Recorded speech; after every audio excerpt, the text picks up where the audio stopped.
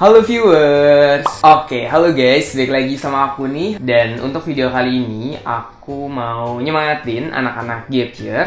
Sesuai dengan judulnya, aku mau menormalisasi kalau gap year itu bukan aib. Aku nggak mau sedih-sedihan sih, cuman aku mau tanya, perasaannya mungkin gimana? Perasaan pertama kali teman-teman tahu atau teman-teman memutuskan untuk gap year, apa sih yang dirasakan? Kalau dari temuan aku ya, aku lihat testimoni anak-anak yang gap year, atau misalnya video-video mereka yang sudah gap year, mereka ngerasa ada perasaan tertekan, ada perasaan gengsi, ada perasaan sedih banget, bahkan sampai menangis juga, overthinking juga, karena kayak mungkin masih denial atau belum terima dengan apa yang akan dialami saat ini. Dan sebenarnya menurut aku itu wajar banget sih, apalagi ketika kita saat ini ngelihat teman-teman kita udah make jaket alma maternya masing-masing, mereka udah foto di kampusnya masing-masing, atau update tentang kehidupan mereka. Jadi kadang-kadang kita tuh suka ngerasa sebenarnya gap year ini ngebuat gue tertinggal gak sih dengan mereka misalnya. Belum lagi pandangan orang-orang di sekitar kita, atau mungkin keluarga kita sendiri, bahkan keluarga besar,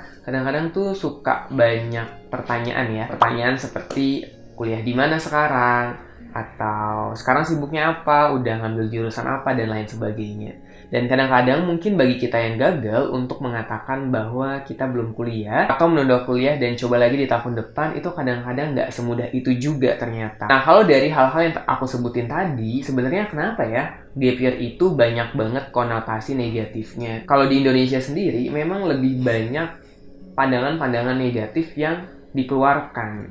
Jadi kadang-kadang orang untuk ngambil gap year juga mikir-mikir, bener juga nih nunda setahun, bener juga nih mungkin aku akan tertinggal dengan teman-teman aku dan lain sebagainya. Padahal kalau kita lihat lebih jauh, banyak loh universitas terkemuka di dunia yang mengatakan bahwa dengan gap year ini kita bisa lebih mengeksplorasi diri. Temuan-temuan yang didapatkan, mahasiswa yang sudah melakukan gap year ternyata memiliki dampak positif yang dirasakan dalam 1 tahun pengalamannya. Dan yang menariknya lagi, ternyata gap year ini bisa memperbesar peluang kalian untuk terhindar dari pilihan jurusan yang salah. Sehingga kalian bisa lebih mengeksplorasi untuk mengetahui jurusan ini belajar apa aja, peluang karirnya seperti apa, dan membuat kalian menjadi lebih baik ke depannya. Sebenarnya ya, kalau dianalogikan tuh gap year itu ibarat ketapel teman-teman. Ibarat seperti mundur 1 langkah, kita tarik ketapelnya, dan ketika kita lepaskan, kita akan berjalan jauh lebih beberapa langkah kemudian. Jadi sebenarnya banyak banget ya dampak positif dari gap year ini.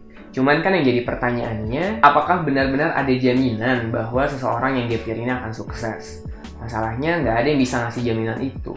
Kalau tadi aku udah ngasih tahu dampak-dampak positifnya, nah teman-teman juga harus tahu nih sebelum memutuskan untuk gap year, atau bagi kalian yang gap year di tahun ini, sebenarnya dampak negatifnya apa sih? Nah ternyata teman-teman, dari temuan aku yang aku lihat juga, untuk bisa sukses dari cerita orang-orang yang pernah gap year dan berhasil masuk ke PTN impian mereka, atau misalnya mereka udah bisa mengeksplorasi diri, itu ternyata nggak semudah dengan mendengar ceritanya aja. Terkadang ada satu momen atau ada satu waktu di mana mereka itu memikirkan masa depannya mereka, atau bahkan sering banget overthinking kalau malam karena ngerasa kayak, aduh masa depan gue mau dibawa kemana ya di sini? Aduh, apakah gue benar-benar bisa untuk mencapai apa yang gue mau setelah gap year ini?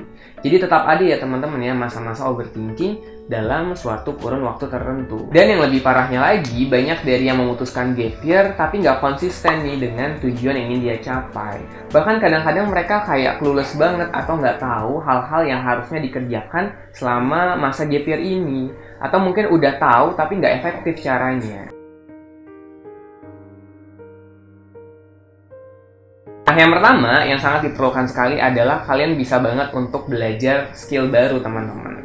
Nah, untuk skillnya sendiri, aku sangat menyarankan coba diasah untuk skill soft skills-nya juga. Karena kalau kalian masuk kuliah dan skill soft skill kalian udah bagus nih, kalian bisa untuk mendapatkan peran-peran penting di universitas, maupun menurut aku itu bisa menunjang karir kalian juga sih. Yang kedua, aku sangat menyarankan coba untuk melakukan hal-hal yang kalian suka dan hal-hal yang kalian mau. Kayak mungkin dulu kalian ngerasa, kayaknya jadi content creator enak deh. Kalian bisa coba tuh untuk ngebuat suatu video atau kalian upload di sosial media kalian, atau aku mau cerita nih tentang pengalaman aku dan aku pengen banget buat itu jadi suatu buku misalnya. Jadi kalian bisa ngelakuin hal-hal yang kalian mau walaupun di rumah aja, dan bisa kalian buat juga itu menjadi karya. Selanjutnya, menurut aku kalian tuh juga butuh yang namanya wadah ya. Wadah apa? Wadah untuk berkeluh kesah, wadah untuk ngerasa kayak kalian gak sendirian. Jadi aku sangat menyarankan coba kita mencari teman-teman yang seperjuangan dengan kita, teman-teman yang mungkin mengalami hal yang sama dengan kita, dan bisa saling menguatkan juga antara satu sama lain. Pokoknya intinya teman-teman, untuk bisa membuat masa-masa gap year kalian lebih menyenangkan atau lebih efektif nantinya, kalian tuh butuh banget yang namanya rencana kegiatan. Karena kita sebagai manusia itu bergerak dengan tujuan. Kalau misalnya kita nggak punya tujuan apapun, kita jadi bingung mau mengarah kemana, apa yang ingin kita rencanakan, target kita seperti apa. Jadi hal-hal yang sangat krusial sekali dalam proses gap year ini adalah kalian harus membuat yang namanya rencana kegiatan kalian. Dan untuk omongan-omongan yang mungkin suka menjatuhkan, menurut aku itu nggak harus dihiraukan karena kita nggak bisa ngontrol omongan orang lain. Yang hanya kita bisa lakukan adalah mengontrol diri kita sendiri. Dan kalau dari temuan aku juga, mereka yang gap year pun banyak kok yang lulus 3,5 tahun misalnya, atau mereka bisa meraih apa yang mereka mau, jadi nggak akan merubah kualitas kalian juga. Bahkan kalau aku lihat, mereka yang masuk kuliahnya udah gap year, itu mereka lebih bisa untuk menghargai atau lebih semangat dalam mengerjakan suatu tugas dibandingkan mereka yang tidak melakukan gap year itu sendiri. Jadi good luck buat yang mau ikut gap year, semoga dimudahkan dalam segala urusannya. Kita sudahi kesedihan-kesedihannya, sekarang udah bulan Agustus karena UTBK itu tinggal beberapa bulan lagi. Harapannya di bulan Juli 2022 nanti kalian bisa diterima maupun lulus di jurusan dan PTN yang kalian inginkan.